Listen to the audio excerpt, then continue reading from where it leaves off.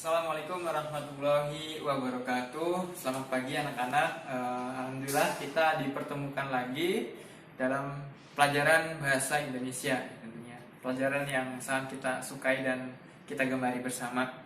Ya, sebelum kita mulai, mungkin kalian pernah dengar nggak sih? Pernah mendengar nggak ada orang yang ceramah atau berpidato baik langsung maupun tidak langsung, entah itu di televisi maupun di internet. Ada yang pernah dengar? Nah, ya mungkin ada juga yang pernah dengar pidatonya Bung Karno. Bagaimana ketika Bung Karno berpidato itu sangat menggugah, tegas, lugas, dan ketika kita mendengar tuh merasa merinding. Ya enggak sih? Ya kan? Nah, itulah pidato atau ceramah yang efektif yang bisa menggugah pendengarnya. Nah, baik.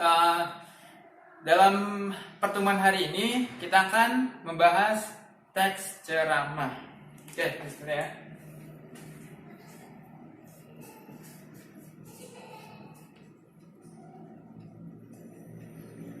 Nah, sebelumnya ada yang pernah belajar teks ceramah atau pernah ikut lomba ceramah mungkin waktu SD atau di madrasah. Nah, bagi kalian yang sudah memiliki pengalaman ceramah, tentunya pasti sudah tidak asing gitu ya dengan bagaimana tekniknya dan segala macamnya. Tapi bagi yang belum dan sudah, mari kita ulas kembali ya agar kita lebih paham lagi apa itu teks ceramah. Nah, jadi teks ceramah itu adalah teks yang digunakan untuk menyampaikan gagasan, ajakan, pengaruh, bahkan nasihat atau bahkan petuah yang berbentuk lisan. Nah, itu bedanya. Kalau teksnya pasti tulisan ya. Cuman kalau ceramahnya itu harus lisan, harus disampaikan dengan mulut atau bahkan pelantang suara. Nah, jadi tadi fungsinya itu untuk menyampaikan gagasan, ide, ajakan, nasihat, atau bahkan petuah. Nah, itu pengertian umum teks ceramah. Nah, untuk lebih paham lagi tentunya kita harus tahu dan paham ciri-cirinya. Ya, baik kita tulis dulu ya ciri-ciri teks ceramah. Nah, untuk ciri-cirinya, ciri-ciri yang pertama itu disampaikan oleh ahlinya. Nah, ini ciri yang pertama teks ceramah ini. Yang pertama itu teks ceramah itu atau ceramah itu disampaikan oleh ahlinya atau bisa dibilang oleh orang yang menekuni di bidang tertentu atau disiplin ilmu tertentu. Contoh, misalnya ceramah agama tentunya harus disampaikan oleh orang yang ahli dalam bidangnya, yaitu ustadz, kiai, atau bahkan para ulama. Nah, itu ahli bidangnya. Atau misalkan contoh lainnya ceramah politik ya, yang pasti harus disampaikan oleh politisi. Begitupun dengan ceramah lainnya harus disampaikan oleh ahlinya. Nah, pertanyaannya, kenapa sih ceramah itu harus disampaikan oleh ahlinya? Nah, ya pastinya agar pendengar itu lebih percaya. Karena misalkan ceramah tentang kesehatan, sedangkan yang menyampaikan adalah misalkan guru bahasa Indonesia. Nah, tentunya kan mungkin guru bahasa Indonesia tidak tahu lebih jauh tentang kesehatan. Maka dari itu, kalau ceramah kesehatan harus disampaikan oleh seorang dokter. Nah, itu ya. Jadi alasan kenapa ceramah itu harus disampaikan oleh ahlinya. Nah, yang kedua itu memiliki struktur. Nah, ada yang tahu apa saja struktur teks ceramah? Nah, secara umum struktur teks ceramah itu ada 3. Yang pertama pendahuluan, yang ketiga isi, yang pertama pendahuluan, yang kedua isi, yang ketiga penutup. Nah, itu 3 struktur yang harus ada dalam teks ceramah. Oke, ditulis ya. Jadi yang pertama ada pendahuluan, isi, dan penutup. Nah, ini 3 struktur teks ceramah. Nah, pendahuluan itu apa sih pendahuluan? Pendahuluan itu jadi pembuka, entah itu salam atau bentuknya pun kalau kita sering dengar itu mukadimahnya. Jadi bisa bilang salam pembuka, salam hormat, atau bisa dalam bentuk basa-basi lainnya. Jadi kita tuh tidak boleh langsung ke inti materinya. Inti materi akan kita sampaikan. Jadi harus kita ada pembukaan dulu tuh, pengenalan secara umum gitu kan. Nah itu, jadi itu untuk pendahuluan. Nah selanjutnya untuk isi. Nah isi ini adalah materi pokok yang akan disampaikan pada ceramahnya. Misalkan tentang kesehatan, tentang agama, tentang politik, atau tentang apapun. Jadi intinya isi ini adalah materi pokoknya. Bentuknya bebas itu kan, sesuai disiplin ilmunya, sesuai ahlinya gitu. Nah selanjutnya itu ada penutup. Nah kalau penutup itu adalah yang pertama ulasan dari materi inti. Ulasan. Jadi kita ulas lagi gitu kan. Setelah tadi menyampaikan materi intinya mungkin lebih panjang gitu kan, karena yang dalam ceramah ini tentunya yang paling panjang itu isinya kan, isinya yang paling panjang karena emang itu intinya. Nah jadi kita sebelum ditutup dengan salam itu ada penutup dulu, yaitu mengulas secara umum, dan selanjutnya itu ya tentunya ada mungkin permohonan maaf gitu kan kalau penyampaiannya kurang baik dan seterusnya, dan yang pasti diakhiri dengan salam. Nah itu jadi ingat ya, yang pertama ada pendahuluan, isi, dan penutup. Nah itu. Nah selanjutnya itu yang ketiga sesuai kegiatan. Nah sesuai kegiatan itu maksudnya apa? Nah jadi kalau kita sebagai penceramah tentunya harus menyesuaikan kegiatannya. Nah misalkan kalau kegiatannya peringatan Hari Besar Islam gitu kan, atau nanti otomatis kan nanti ceramah yang akan disampaikan ceramah agama gitu kan. Misalnya kegiatannya seminar pendidikan, otomatis kan nanti ceramah atau materi yang akan disampaikan tentang pendidikan. Jadi harus sesuai, karena kita nggak boleh misalkan acaranya pendidikan terus tiba-tiba kita ceramah agama, kan nanti tidak nyambung gitu. Makanya kita juga harus bisa profesional, harus sesuai dengan keadaan yang ada gitu. Nah selanjutnya itu yang keempat, objektif, jelas, dan benar. Maksudnya apa? Jadi yang pertama objektif. Objektif itu materi ceramah kita itu ya sesuai dengan fakta yang ada, atau bisa dibilang bisa dibuktikan secara ilmiah atau secara keilmuan. Jadi objektif tidak mendukung siapapun gitu kan, tidak menyinggung siapapun, dan tidak atas seruan apapun. Jadi objektif itu benar-benar murni dari ilmu yang kita pelajari gitu. Objektif maksudnya jelas ya, yang penting jelas gitu kan. Ceramah yang kita sampaikan itu tidak boleh rancu atau multitafsir gitu. Nanti kan pendengar atau audiens nanti bingung. Dan yang pasti ini yang penting harus benar. Jadi ceramah yang kita sampaikan itu tidak boleh mengandung kebohongan, harus benar, harus bisa dibuktikan. Nah karena kalau ceramah kita misalkan mengandung kebohongan, nanti kan itu bisa dipidanakan gitu kan. Apalagi acara-acara yang besar gitu. Nah selanjutnya yang kelima, tidak menimbulkan pertentangan.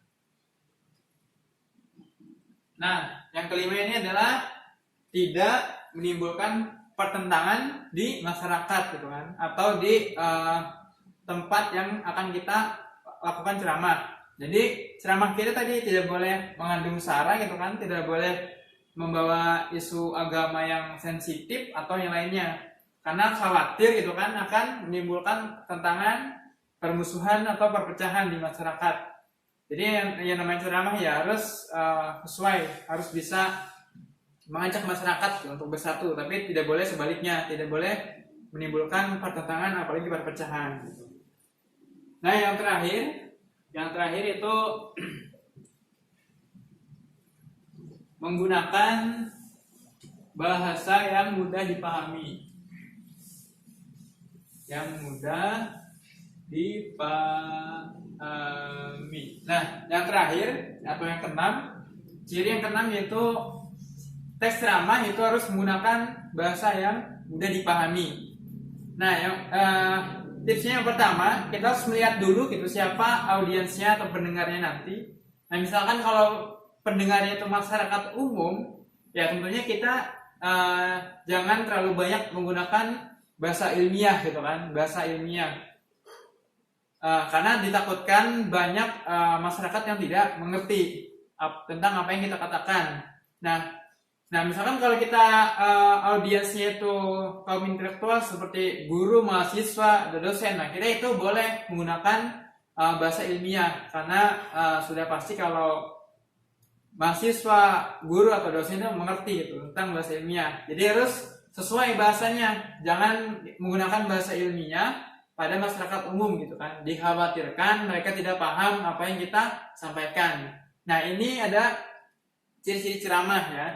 Nah, selanjutnya itu ada jenisnya. Ya mungkin kita hapus dulu ya, sebentar.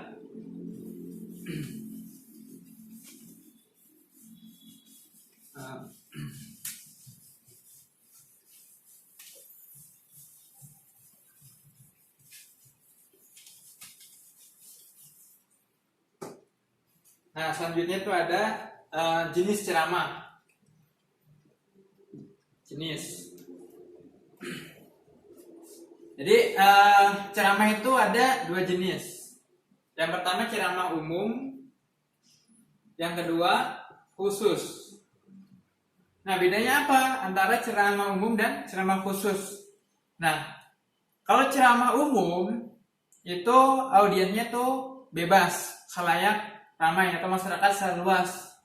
Jadi misalkan ada seminar terbuka, ada misalkan ceramah agama, tabligh akbar. Nah, itu masuknya ke jenis yang ceramah umum karena tadi audiensnya tidak dibatasi. Nah, kalau ceramah khusus adalah ceramah yang audiens atau pendengarnya itu terbatas. Misalkan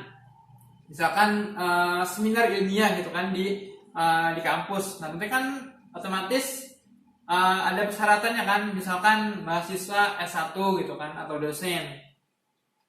Dan tentunya masyarakat luas tidak boleh ikut, tidak boleh mendaftar karena tadi kan pasti seperti yang masuk ke ciri-ciri tadi ya, bahasa yang mudah dipahami. Kalau ceramah khusus ini pasti sesuai dengan tempat dan siapa yang mengadakannya gitu kan. Kayak tadi misalnya contohnya di kampus, otomatis nanti banyak menggunakan bahasa ilmiah yang mungkin kalau untuk masyarakat umum itu susah dipahami.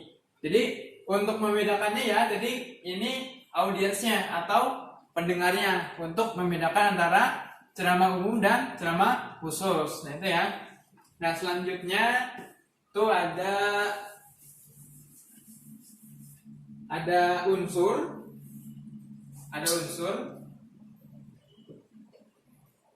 ceramah. Yang pertama itu ada penceramah atau orang yang ceramah. Terus yang kedua pendengar atau audiens. Terus yang ketiga ada materi yang akan disampaikan. Nah, jadi dalam ceramah itu ada 3 unsur ini ya. 3 unsur. Yang pertama penceramahnya atau orang yang menyampaikan ceramahnya. Ya tadi ya, orang yang ahli dalam bidangnya. Terus yang kedua pendengar atau audiensnya. Tadi audiensnya tadi kan dibedakan secara umum dan khusus gitu kan. Dan yang ketiga materinya. Tentunya materi yang tadi sesuai dengan keadaan atau tempatnya. Nah, 3 unsur ini harus terpenuhi dalam ceramah. Karena ya kalau hilang salah satunya ya bukan jadi tes ceramah lagi.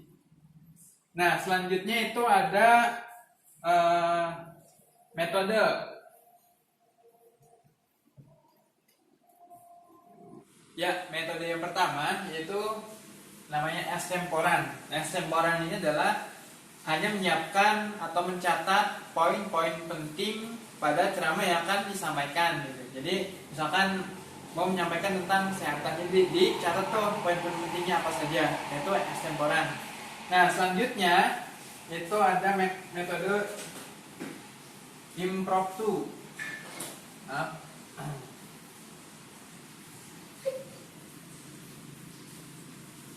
impromptu. Nah, impromptu ini adalah jadi penceramah itu tidak menyiapkan apapun gitu. Bahkan dalam kondisi dadakan pun siap untuk memberikan ceramah. Jadi tanpa persiapan apapun, itu impromptu. Jadi improvisasi saja gitu. Nah, yang ketiga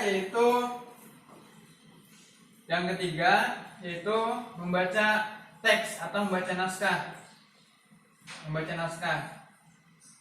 Jadi mungkin ceramah itu membaca naskah seperti ini gitu, atau seperti ini pokoknya. Jadi menyiapkan teks atau naskah yang nanti akan dibaca untuk menyampaikan ceramahnya.